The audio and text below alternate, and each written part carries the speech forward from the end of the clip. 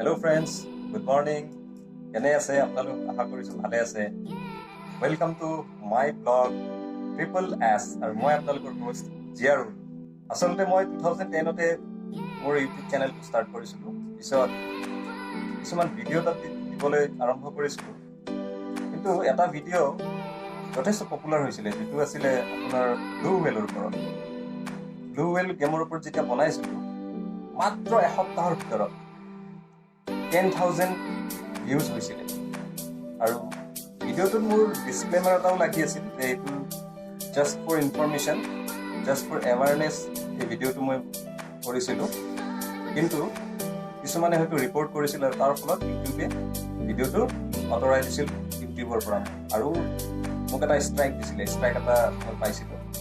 তাৰপিছত মই কেইবাদিনলৈ মোৰ চেনেলটো বন্ধ ৰাখিলোঁ। কিন্তু এতিয়া এই লকডাউনৰ ঘৰৰ ভিতৰতে আছোঁ, বিভিন্ন ধৰণৰ কাম কৰি আছোঁ। তাৰ মাজতে মই ভাবিলোঁ যে সকলোৱে যিহেতু নিজৰ নিজৰ ব্লগবোৰ উন্নত কৰিছে, নিজৰ নিজৰ লাইফষ্টাইলবোৰ দেখুৱাইছে, মোৰ কিছুমান ফ্ৰেণ্ডছেও এনেকুৱা ধৰণৰ কাম কৰি আছে ব্লগৰ, খুব ভাল হৈছে। গতিকে ময়ো ভাবিলোঁ মোৰ ব্লগটো এক্টিভ কৰি দিওঁ, আৰু জাষ্ট মই মোৰ নামটোৰ পৰা এইটো ৰিপ্লেচ কৰি নতুন নাম এটা দিলোঁ, ট্ৰিপল এছ। আৰু আপোনালোকে হয়তো দেখিছে ট্ৰিপল এছ মানে লিখা আছে, মোৰ যিটো চেনেল আৰ্ট হয় তাত লিখা আছে, চাব। ট্ৰিপল এছৰ মিনিংটো আছে ছং শ্বৰ্টছ চলিউশ্যন। মানে আপুনি এই ব্লগটোত কিছুমান গান পাব, যিখিনি কভাৰ ছং হ'ব। তাৰপিছত আপোনালোকে কিছুমান শ্বৰ্ট মুভিজ বা ডকুমেণ্টাৰী মুভিজ পাব, লগতে লাইফষ্টাইলৰ বিষয়েও পাব, আৰু লাইফ হেকছ কিছুমান, মানে কিছুমান ইম্পৰ্টেণ্ট যিখিনি আমাৰ দৈনন্দিন জীৱনত খুবেই প্ৰয়োজনীয়, তেনেকুৱা ধৰণৰ মই ট্ৰিক্স টিপছ কিছুমান মই দিম। গতিকে চাবলৈ নাপাহৰিব মোৰ এই ব্লগ ট্ৰিপল এছ। আৰু আজি মই মোৰ ব্লগৰ জৰিয়তে দেখুৱাম আমাৰ কেম্পাছত কি কি ধৰণৰ মানে গছ আছে, কি কি উদ্ভিদ আছে, মই আপোনালোকক দেখুৱাম। দেখুওৱাৰ আগতে আপোনালোকে মোৰ এই ব্লগটো, চেনেলটো ছাবস্ক্ৰাইব কৰি দিয়ক, আৰু যদি ভাল লাগে ভিডিঅ'টো তেতিয়াহ'লে শ্বেয়াৰ কৰিবলৈ নাপাহৰিব। গতিকে আহকচোন দেখুৱাওঁ মোৰ কি কি গছ আছে বাগিচাত। এয়া চাওক, আমাৰ ঘৰৰ যিটো বাউণ্ডেৰী হয়, সেই বাউণ্ডেৰীৰ একেবাৰে ৱালৰ কাষে কাষে এয়া তামোল গছ।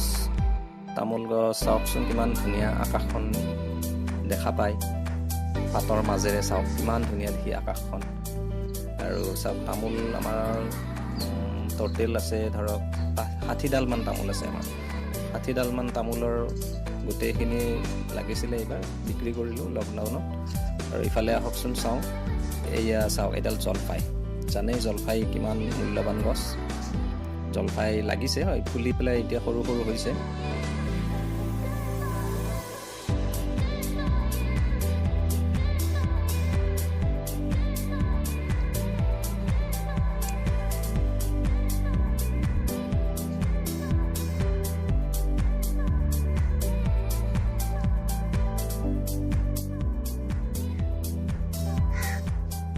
তাৰপিছত এইফালে চাওক, এইডাল জলফাইৰ পিছত চাওক আম। এইডাল আম এইবাৰ লাগিছে প্ৰথম। আমখিনি থোপা থুপিকৈ আঙুৰৰ নিচিনাকৈ লাগিছে। চাওকচোন কিমান ডাঙৰ হৈছে আমবোৰ, খাবলৈ মন যায়। এতিয়াও ছিঙা নাই, শ্ৰীমতী এটা ছিঙি খালে সেইদিনা নিমখ জলকীয়া লগাই। তাৰপিছত এইখিনি পকাৰ পিছতহে খাম আৰু।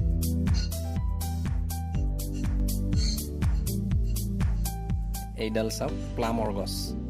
চাওক, ইফালে মই প্লাম দেখুৱাওঁ আপোনালোকক।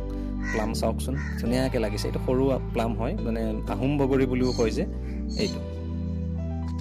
মোৰ নামটো হয়তো কোৱাত ভুল হ'ব পাৰে, কিন্তু আমি প্লাম বুলিয়ে জানো। এইডাল প্লামৰ গছ।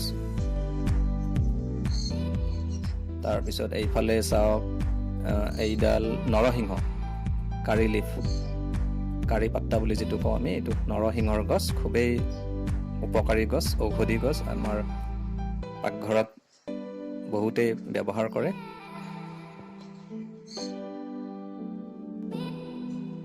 তাৰ কাষতে আছে এইজোপা চাওক, আমাৰ ৰবাব টেঙাৰ পুলি। এইটো ৰবাব টেঙা অকণমান ডাঙৰ হৈছে, যত্ন ল'লে হয়তো আৰু ডাঙৰ হ'ব।